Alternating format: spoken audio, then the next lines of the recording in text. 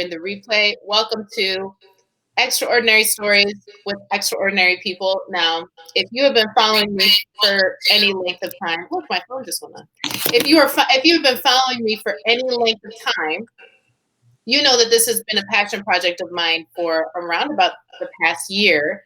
And it is my desire and passion to share the stories of everyday people, but really extraordinary people.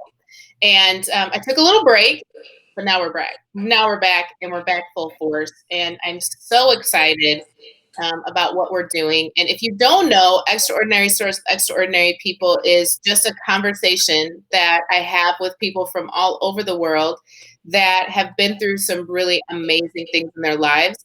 My name is Amy Kochek. I own a writing business, Amy Kochek Creative, and I spend my life helping people breathe life into stories that matter. So I'm a writing coach.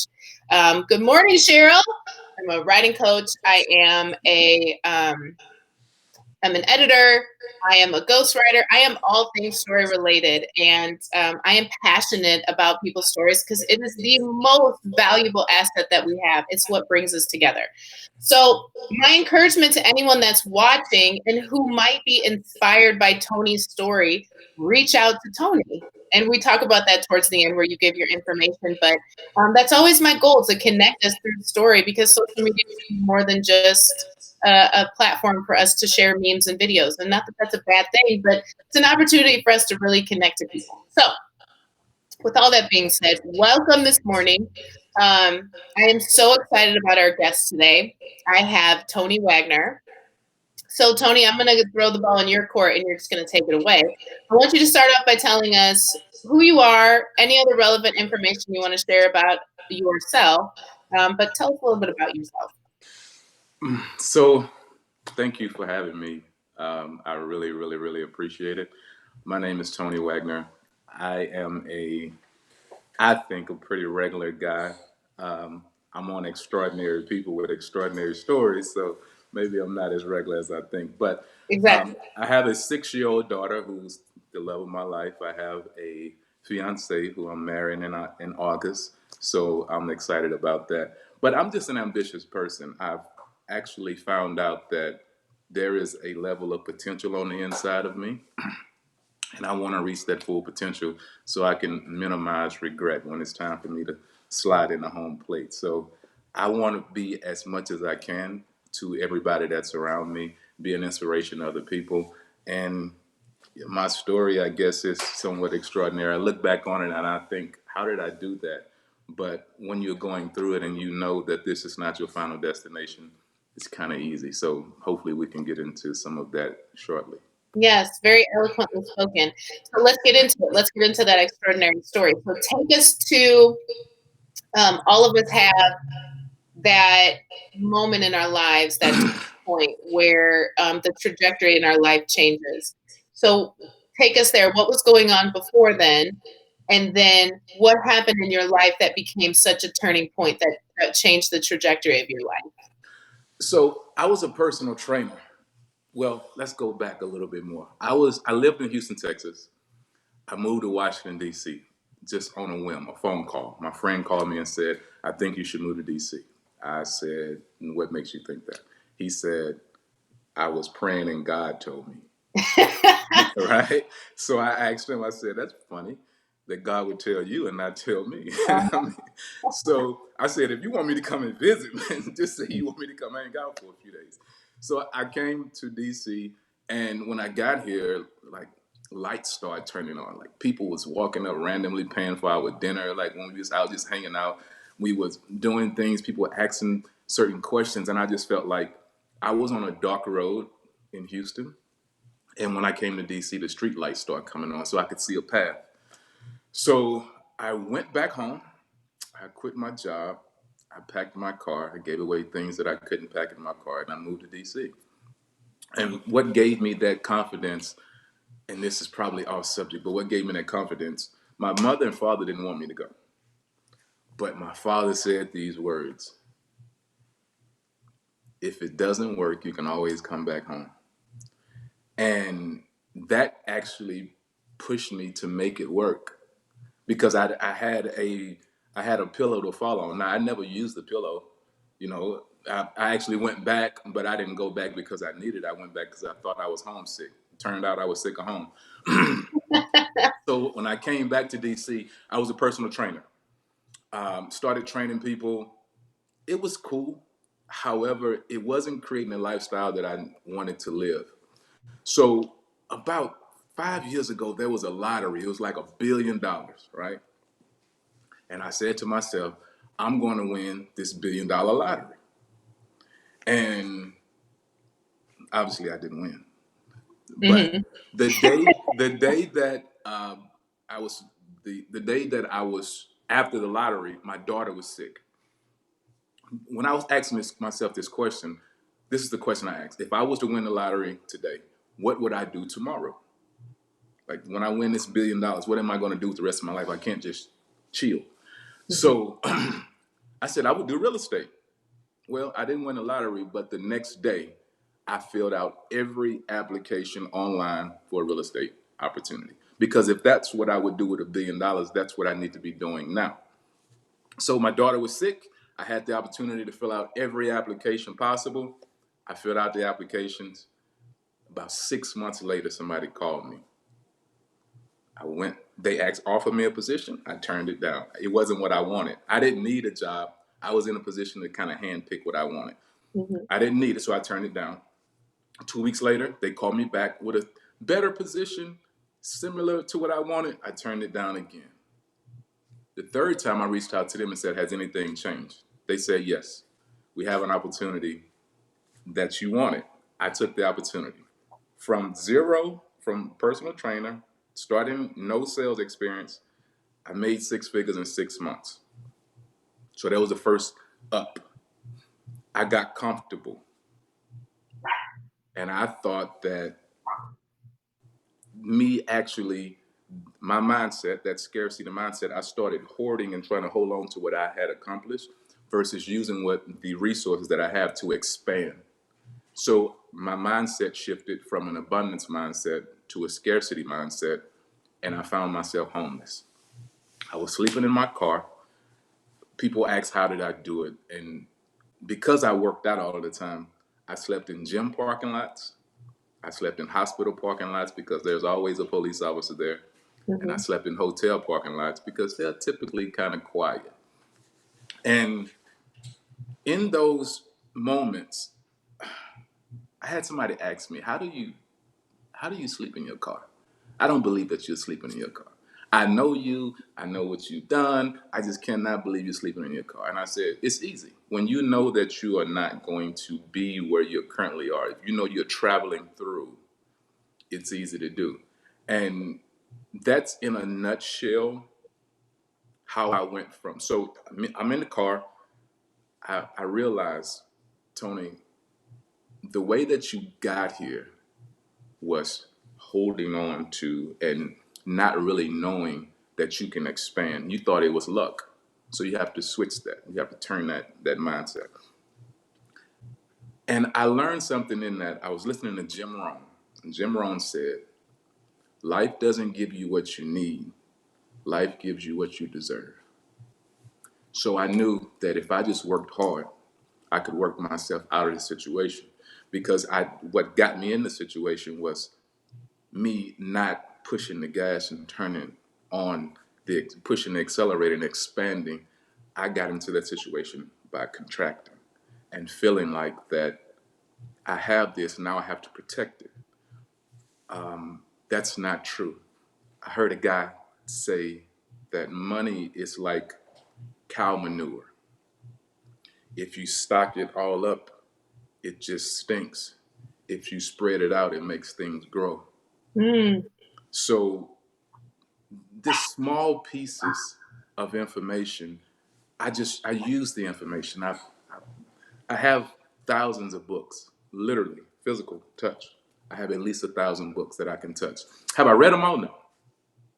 But I'll read a book that runs me to a rabbit trail to another book, and I just go and grab pieces of the books, and they're always resources. So now I have all of these pieces to this puzzle, and my ambition and my knowledge and my faith and my knowing that what I need is already on the inside of me.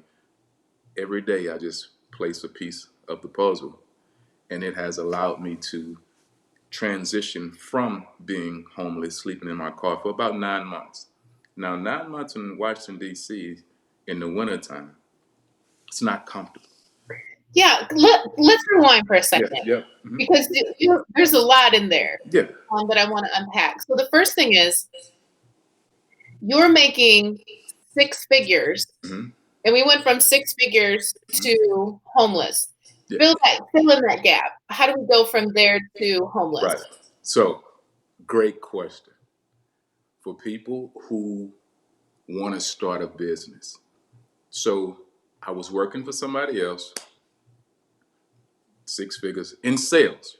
That's key in sales. Mm-hmm. Six figures in 6 months.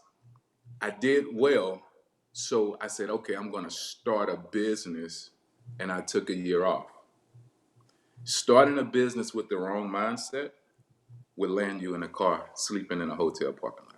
Mm-hmm. So we have to balance our ambitions with our drive and our desire and our willingness to work hard.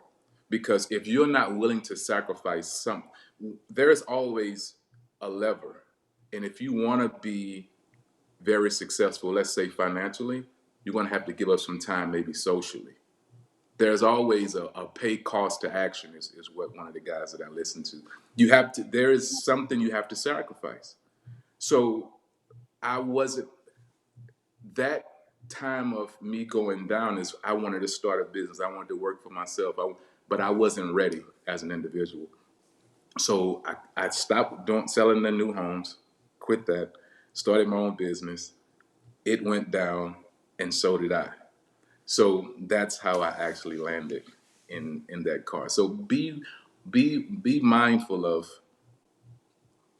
there's only a certain amount of high producers in the world because they sacrificed something. Mm-hmm. They didn't go out on Saturday nights. They was at home reading the book, planning, strategizing, still at work, working late, going to work early, staying late, coming home late. The family made, there are some sacrifices when you want success. And it's unfair to think, it's really unfair to think that you deserve a certain level of success without putting in a certain level of work. It's unfair. I know that now. Initially, I thought you just have to have ambition, have a good idea, have somebody to cheer you on. But there's a sacrifice that comes along with, and not just from a financial standpoint. There's a sacrifice that comes along with being successful in your relationships and socially, and you have to. There's a give and take, and the moment you come to that realization that nobody is going to give you anything, I have to deserve everything that I get, then you start to humble yourself. You start to find where you are should be positioned, and things start to kind of work out. So that's so good. So now, when you're in your car, right? 'Cause I heard you say scarcity versus abundance mindset. Mhm. Take us to your car, Okay. because living in the car, some of us can't grasp that mindset. Right. So you're in your car. Right. How are you then starting to? How does that become almost like your classroom Right. and the place where you're able to then move on to the next and not get caught up, not get in a level of depression? I mean, that level of lack and that level of what we would consider suffering essentially can take people down a really negative road, but that ended up being your turning point to take you to a better place. Right. So what's going on in your mind that you're learning, that you're expanding to prepare you for the next step? Right. You ask great questions. We have to do Thank you this so again. much. So, because I feel like I'm passing up a lot of things that you're backing me up. That's a great question. Before I got to my car, I knew, like everyone else should, if one person could do it, I can do it. Yeah. If one person can make $1 million, I can make $1 million. If one person can drive a Rolls Royce, they didn't make one Rolls Royce. I need one. So knowing that in my car, I truly knew that I was just passing through. This is not. I knew who I was. before it manifested, before everybody else knew who I was. I knew who I was. And that level of confidence, just knowing that it's no way that the end of my book is going to say, and he died in his car. It's Mhm. not going to happen. Like, it's no way. So that wasn't even, I was in the car physically, but my reality was never, my mental reality was never in the car. It was just something that I did. It was almost easy, like because I was so confident knowing that the goals that I have, I was going to accomplish them. While I was in my car, I didn't even feel it. So here's what I would do. Well, first of all, I was still getting my daughter every other weekend, right? So I was still working. I got a job working in new home sales again. Sales. Please, at the end, I'm gonna talk about sales. If you want to get out of the situation, sales. Okay. So I'm in my car. I'm still working, and I'm working myself back up, but I'm not making the amount of sales that I was in the previous job because the economic times were different at the time. So I would go to I would pick up my daughter because I picked up my daughter every other weekend. She had no idea what was going on because I would go to a website and get a 4-star or better hotel when it was my weekend for my daughter. Pay $69. It didn't matter where it was. But when I picked up my daughter, when we walked in the hotel, it's for daddy, it's nice. Let's go to our room. And we Mhm. just so on Saturday and Sunday, I have my daughter. She doesn't feel any of this. I'm getting 4-star hotels on Priceline for $69, right? Mhm. So having her every other weekend was my motivation. Like, this will never be my reality. She will never know this unless she watched this live that we're doing right now. She won't Mhm. feel it. So having her motivate me knowing that this is not my reality, this is just something that I'm going through, and truly knowing it, not just saying it, no affirmations. There is a difference between hoping, having faith, believing, and knowing. And for people who have, I mean, I guess I don't want to get into a religious or spiritual conversation, but I don't even think this is spiritual or religious. I think this is, you hope for something you don't grasp, you don't have it yet. You have faith in something, that's substance and evidence, but it's you don't have it yet. But after you have these experiences in life, it's some things you should know. And I just knew that I wouldn't stand in that situation. It's I'm not saying it. It's not me. So I think that actually attracted me, just knowing that attracted the opportunities and attracted the finances that I was looking for. So let's talk about the knowing because Hmm. I think like that in and of itself, you tell me, is this something that you're born with? Is this something that's inherited? Or is this something that is like a skill that's practiced? Because up until you go into the car, you're leaving your home to go to DC with no plan. You're taking major risks with your life, which I think is setting a pattern of just knowing. Where does this come from? Because I'm sure a lot of us are thinking, well, how do I know? How do I get that same knowing? How did that happen for you? So if you when I reflect over my life, I've been in bad situations a lot of times, and I'm still here. Mhm. So when you go through these situations, when you're in them, you think to yourself like, "Oh my God, how am I going to get out of this?" The thing is, you get out of it and you don't stop to reflect. I reflect all of the time. I can have a after we are done today. When I'm driving into my office, I will reflect, and I will say, "I could have did this better. I did this good. I need to redo." I always reflect. So if you look back, anybody, if you look back over your life, there are ups and downs. When you have a down and you come out of it, don't forget that there was a transition. You start to know. So I think I've graduated from just hoping and believing, and because that's still me hoping and believing. The thing that I'm looking for is still beyond my fingertips. Like, it's like I don't have control. I do have control. So now that I know I'm in control, I can know some things and I expect them to manifest. I don't have for it not to happen would be a surprise to me. Mhm. So I love that. me leaving Houston, it was, I think the risk is staying where you are. The risk is not being in your an uncomfortable place. That's where you grow. That's where you are stretched. The risk is actually staying in the position that you're in, thinking that it's security, and it's really not. It's really, that's where you, that's the backwards part where you just stay with. If I am the same person next year, this day, this time, I did something tremendously wrong. Yeah. I Yeah. love that. I love that. So take us to, you're spending 9 months in the car, Mhm. you're rewiring your mindset. And I love how you said that you were somewhere else in your mind. So it doesn't matter what your environment said, you were somewhere else in your mind. So when comes the breakthrough that then changes your life? How does that manifest? So I'm in new home sales. I started to sell a little. I was selling 1.5 to 2.5 million dollar houses. So the pool of that buyer doesn't need another house. That buyer wants another house. So that's a longer process. This is, it's funny you point this out because I forget this a lot. I'm selling new homes, selling to this pool of buyer. A guy who I was selling with transitioned and went to another company. About 2 months later, I don't know him. I've seen him in passing. We work at the same company. I see him. We speak. He goes to the new company that he works for and tell them that they should hire me. I don't know this guy. So he said, he came down to see me. He said, "You want to move from this position to a better company?"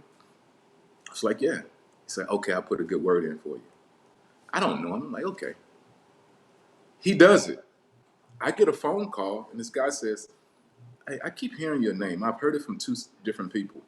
Um, I want to interview you." So I go to the interview, and he said, "This is really not an interview. I just want to know what the hype is about." Because it's several people to, now the people, one guy I knew, but the other guy who kind of pushed the issue, I didn't know him. So we went through the process, and they hired me. And I asked the guy one day, I said, "Why did you recommend me?" He said, "I've never recommended anybody in my life, but it's just the way you carry yourself. You come to work early, you leave late, you're focused, you're not in the politics and the trash of the company. And I just thought you would be a good fit for the culture of the company that we're building." And I said, "Thank you." And from there, so that put me in a new situation with the new company, and then it was right back up, another six figures in 6 months. Yeah. Yeah, So if you're looking back yeah, on this situation and even the situation that brought you to DC. Now I know you could probably tell me 15 things you've done, but if you could narrow it down to yeah, one driving principle or yeah. one lesson, what is the big picture lesson that you learned through all of that? What I said earlier, life does not give you what you need, Mhm. it gives you what you deserve. If you're willing to focus, work hard, whatever it is that you're focused on, whatever it is that you work hard towards, make sure if you're in a relationship that you have the blessings of that person that you're with, because you don't want to fight with your partner trying to get to your potential. You have to make sure that the two are married. If you focus and if you don't give up, it's inevitable. It has to happen. But focus. You can't be pulled from one thing to the other. But life does not give you what you need. There are a lot of people that need things. It gives you what you deserve. And if you deserve it, you create an attraction to things, and you'll be able to pick up the phone or pick up your social media and reach out to people that are far advanced than you, and they'll respond. Prime example. The other day, I watched this show called Real Estate Wars, and there's this guy, Spyro Kimball, is one of the brokers. He's a millionaire guy. The other day, I laid on my couch and I said, I am going to reach out to somebody and get in contact with somebody on social media that is where I want to be in 20 years. I scrolled down to who follows me. I found him. I clicked the button. I typed up a message, and it was worded. The words were words of success. So I told him, I understand that success has a mindset. I want to be where you are in the next 5 to 10 years. If you were where I am, what would be the steps you would take to get you where you are? In 3 minutes, he texted me back and said, call. He didn't answer the question. He said, call me tomorrow at 1 p.m. and gave me his telephone number. Wow. So it's when you start knowing, like I sat down and I said, I'm going to get in contact with somebody. The universe will give you what you demand of it. It's not working to get. Tony Robbins said something that changed my life. He said, when you understand that everything that happens to you is happening for you, it's not happening to you, then your perspective shifts. And all of the what we figure are trials and tribulations, they're just making you a stronger and better person if you take that approach and if that's your perspective. Yeah. So I want to ask you about something that you've repeated a couple times about Mm-hmm. your potential. Mm-hmm. I know many of us have been hearing this since we were kids, right? You're not living up to your potential, or there's so much more.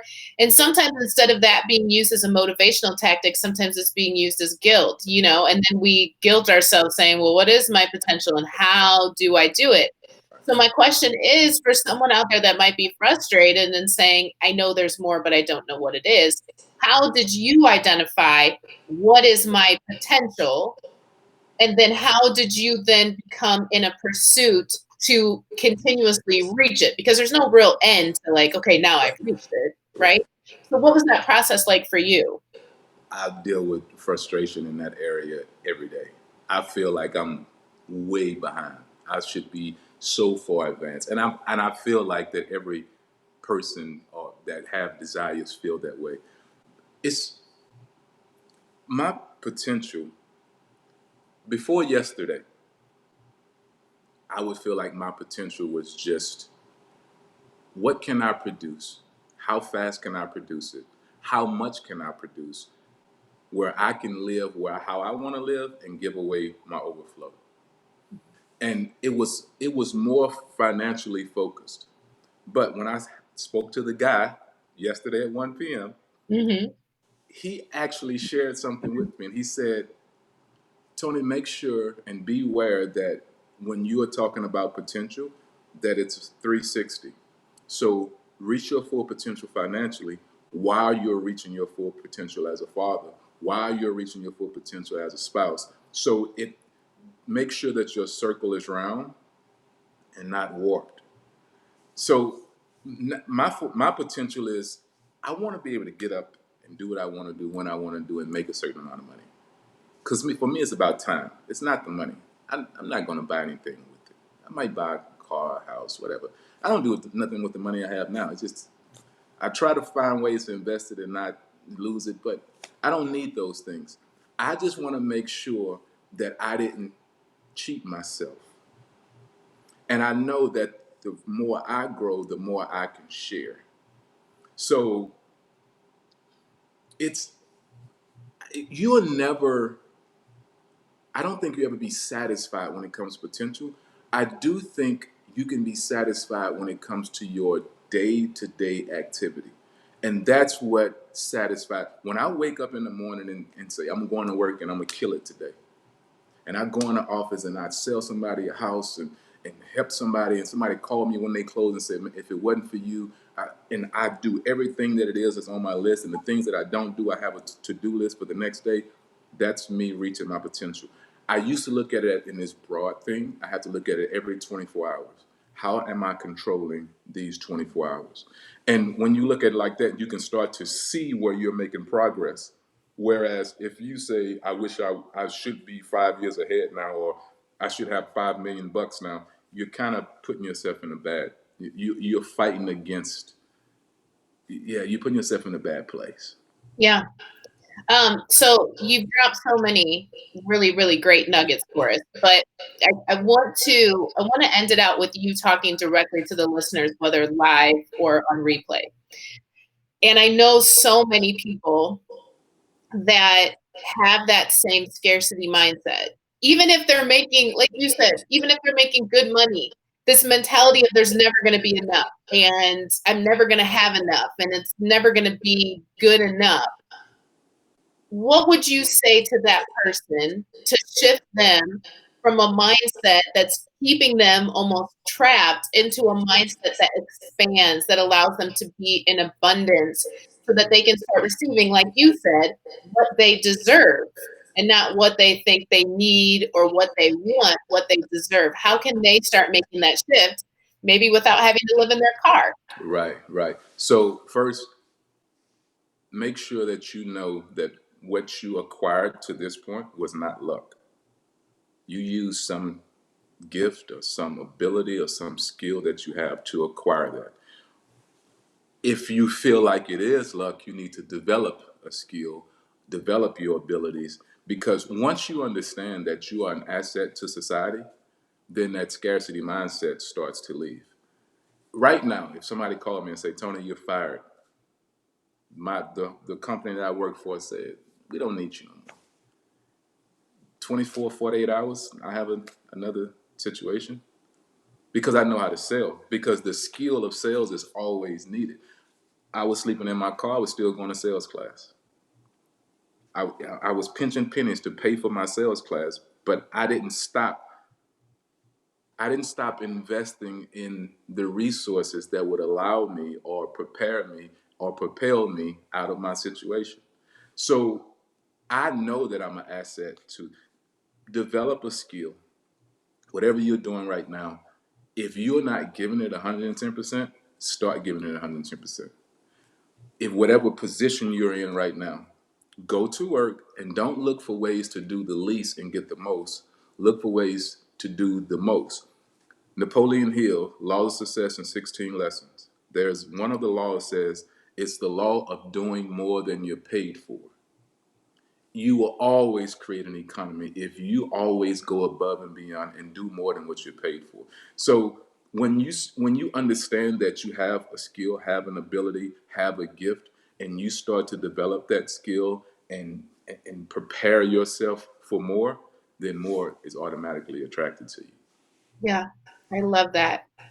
Tony, tell us how we can contact you. How can, if people are wanting more information or they're loving how you're inspiring and they might, like you, reach out to somebody and that you're somebody else's real estate wars guy that they want to talk to. Right, How right. do people contact you? I'm on Facebook at Tony Bernard Wagner, TonyBernardWagner. I'm on Instagram at This Is Tony Wagner. And if you just send me a messenger, I'll definitely help as much as I can, because the more I give, I understand, the more that I receive. The seed is given to the sower. So I'll definitely help as much as possible. Yeah, excellent. Tony, thank you so, so much for being with us today. Thank you for your wisdom. Anytime. I don't know about y'all, but I got a lot from this. So, Anytime. yeah, I'm so excited about your story and the wisdom that you've gained through the experiences. And once again, like I always tell people, this is a platform of connection. We are connected through stories. And if you are struggling with your mindset, if you're struggling with your business, if you're struggling with just life in general, reach out to other people Please. who have been there, gotten through it, and have something that they can share with you, because that's how we get through, is connection Absolutely. and realizing I'm not the only one. Absolutely. Thank y'all so much. Have a wonderful Friday. Have a wonderful weekend, and we will see you next week with Extraordinary Stories with Extraordinary People.